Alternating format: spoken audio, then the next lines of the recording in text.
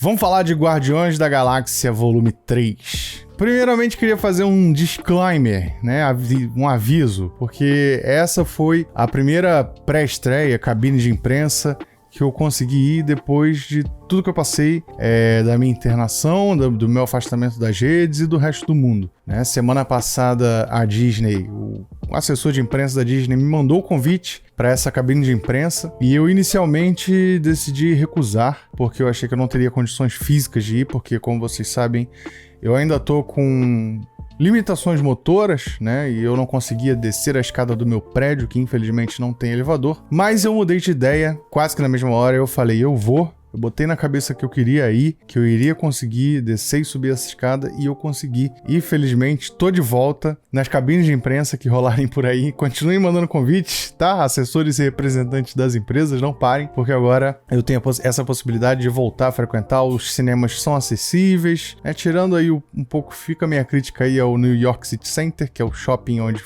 ocorreu essa sessão. Tava pouco acessível, mas dentro do cinema, a sala, pelo menos, tem um lugar bem confortável para quem precisa usar cadeira de rodas, que tá sendo o meu caso no momento. Mas vamos falar do filme, Guardiões da Galáxia Volume 3, o último lançamento do Marvel Studios, o mais novo filme de James Gunn, do diretor James Gunn, que dirigiu a trilogia inteira de Guardiões da Galáxia, os 3 filmes contando esse, mais o especial de Natal, que estreou direto no Disney+.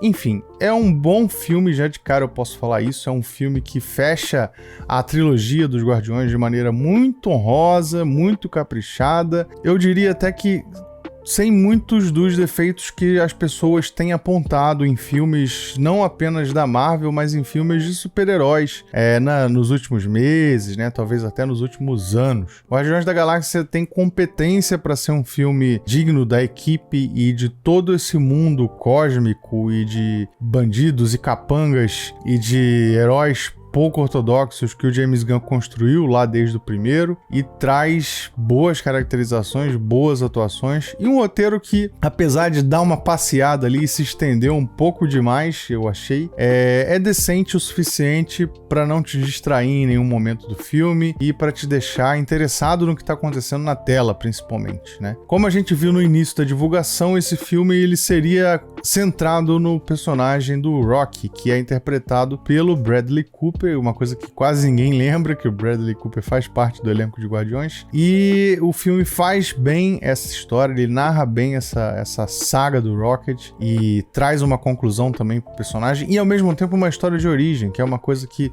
no cinema a gente ainda não tinha sido apresentado, né? Nos quadrinhos a gente já teve essa origem do Rocky contada e revisitada em alguns momentos, mas no cinema é pela primeira vez. Ele que tem um lugar de nascimento um pouco desconhecido, ele sempre evita falar do seu próprio passado, mesmo entre seus colegas de equipe, e aqui a gente tem essa exploração maior desse assunto. E aí a gente tem também uma série de novos personagens que são introduzidos, principalmente o grande vilão, que é o Alto Evolucionário, que também é um personagem clássico dos quadrinhos, não exatamente dos Guardiões da Galáxia, mas do cenário cósmico espacial da Marvel como um todo, e tá muito bem representado pelo ator Chukwudi Iwuji, eu acho que é essa a pronúncia do nome, que é esse ator aqui, que também já fez outras obras com o James Gunn, ele participou aí do seriado do Pacificador, e agora tá de volta como o grande vilão de Guardiões da Galáxia Volume 3, envolvendo a sua própria atuação nas origens do Rocky e também coisas que ele planeja pro futuro do Rocky, que aí se desenvolve ao longo da trama, que eu não vou falar aqui para não entregar spoilers, beleza? Mas é um bom vilão, um vilão muito bem construído, um vilão cruel, que é uma coisa que a gente tá até em falta nos últimos lançamentos de filmes de super-heróis, da cultura pop como um todo. É um vilão bem vilanesco, com planos bem ruins, uma personalidade bem carregada, assim, megalomaníaco e até com elementos ali meio higienistas, e o cara tem um complexo de divindade bem grande. Então o Alto Evolucionário não apenas está bem fiel nessa produção, mas também tá bem caracterizado, bem interpretado e bem escrito, que é muito importante. E o mais importante desse filme, o que eu acho que também atende reclamações que estavam rolando nos últimos meses e anos, é que ele é uma produção super contida. É claro, ele tem de ligação direta com fatos que ocorreram nos 2 primeiros Guardiões da Galáxia, porque afinal de contas é uma continuação da saga desses personagens, mas não é aquele tipo de filme que você vai encontrar milhares de referências e ligações com o MCU MCU como um todo. Eu até diria que ele ignora o fato de pertencer ao universo da Marvel dos cinemas